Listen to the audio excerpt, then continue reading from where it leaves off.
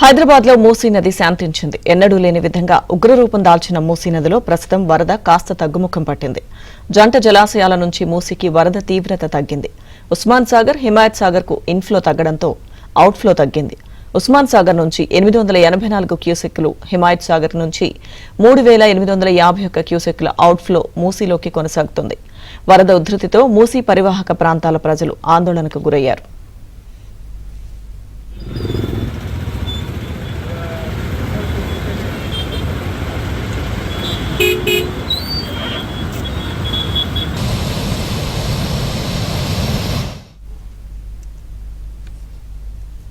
ప్రస్తుతం మూసీ పరిస్థితికి సంబంధించి పురాణపూల్ వద్ద నుంచి మరింత సమాచారం మా ప్రతినిధి నుమాన్ లైవ్ లో అందిస్తారు. నుమాన్, లక్ష్మీదుర్గ మహోగ్ర రూపాన్ని చూపించిన మూసీ నది శాంతించింది. సో మూసీకి వరద తీవ్రత కాస్త తగ్గుముఖం పట్టినటువంటి పరిస్థితి ఉందని చెప్పొచ్చు. ఎందుకంటే ముఖ్యంగా జంట జలాశయాలకు సంబంధించినటువంటి ఇన్ఫ్లో తగ్గింది కాబట్టి అవుట్ఫ్లోను కూడా తగ్గించినటువంటి సిచ్యువేషన్ అయితే కనిపిస్తుందని చెప్పొచ్చు. ఈ నేపథ్యంలో ఇప్పటికే ఇటు మూసీ పరివాహక ప్రాంతాల్లో క్లీనింగ్ ప్రాసెస్ అనేది సాగుతుంది. ఎందుకంటే వరద తగ్గడంతో ప్రస్తుతం బురద మాత్రమే మిగిలింది. ఆ బురదనంతా కూడా క్లీన్ చేసే పనిలో పడ్డారు జిహెచ్ఎంసీ అధికారులు. మరోవైపు ఉస్మాన్ సాగర్, హిమాయత్ సాగర్ సంబంధించినటువంటి వరద తీవ్రత నిన్నటితో పోలిస్తే మాత్రం దాదాపు 99% పూర్తిగా తగ్గిందని చెప్పవచ్చు. ముఖ్యంగా ఇటు ఉస్మాన్ సాగర్ కానివ్వండి, హిమాయత్ సాగర్ కి సంబంధించి జంట జలాశయాలకు ఎగువ ప్రాంతాల నుంచి తాండూర్, పరిగి, దాంతోపాటు ఏదైతే అనంతగిరి ప్రాంతాల నుంచి వచ్చేటటువంటి వరద ఇన్ఫ్లో అంతా కూడా తగ్గడంతో ప్రస్తుతము ఉస్మాన్ సాగర్ నుంచి దాదాపు 800 క్యూసెక్లు మాత్రమే వదులుతున్నారు. ఈ హిమాయత్ సాగర్ నుంచి దాదాపు 3000 క్యూసెక్ల వరద నీటిని మాత్రమే వదులుతున్నటువంటి నేపథ్యంలో చాలా వరకు వరద తీవ్రత ఇటు హైదరాబాద్ నగర పరిధిలో తగ్గిందనే చెప్పవచ్చు. ప్రస్తుతం మనము పురాణపూల్ దగ్గర ఉన్నాము. సో పురాణపూల్ దగ్గర ఇక్కడ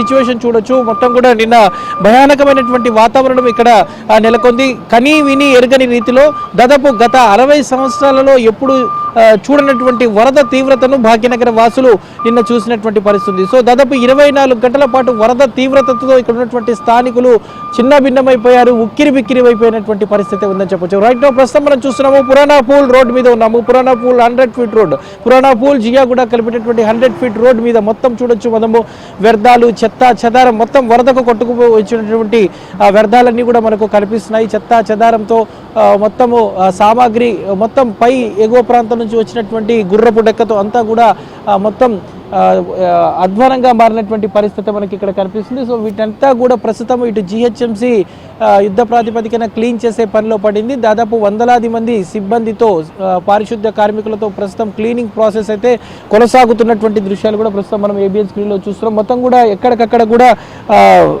మొత్తం వ్యర్థాలు, గుర్రపు డెక్క అంతా కూడా రోడ్డు మీద నిలిచిపోవడంతో ప్రస్తుతము అంటే గడిచిన 2 రోజుల నుంచి కూడా ఈ రోడ్డు మార్గం 100 ఫీట్ రోడ్ ఇది. సో 100 ఫీట్ జియా కూడా 100 ఫీట్ రోడ్ కానివ్వండి, పురాణపూల్ హైకోర్టుకు వెళ్ళేటటువంటి ప్రధానమైనటువంటి మార్గం ఇదంతా కూడా ఇక్కడ రాకపోకలను అయితే నిలిపివేశారు. ఎవరిని అనుమతించినటువంటి పరిస్థితి. క్లీనింగ్ ప్రాసెస్ అంతా పూర్తయ్యే వరకు మాత్రం ఎవరిని అనుమతించమంటూ కూడా ఇప్పటికే ఇటు జిహెచ్ఎంసీ ట్రాఫిక్ పోలీసులు కూడా చెప్తున్నటువంటి పరిస్థితి. ప్రస్తుతం ఉస్మాన్ సాగర్ ఇన్ఫ్లో 1100 క్యూసెక్కులు ఉంది. ఇక అవుట్ఫ్లో చూసుకుంటే 800 క్యూసెక్కులు ఉంది. ఇక హిమాయత్ సాగర్ సంబంధించి ఇన్ఫ్లో చూసుకుంటే 4000 క్యూసెక్కులు ఉంటే అవుట్ఫ్లో చూసుకుంటే 8551 క్యూసెక్ల అవుట్ఫ్లో ఉంది.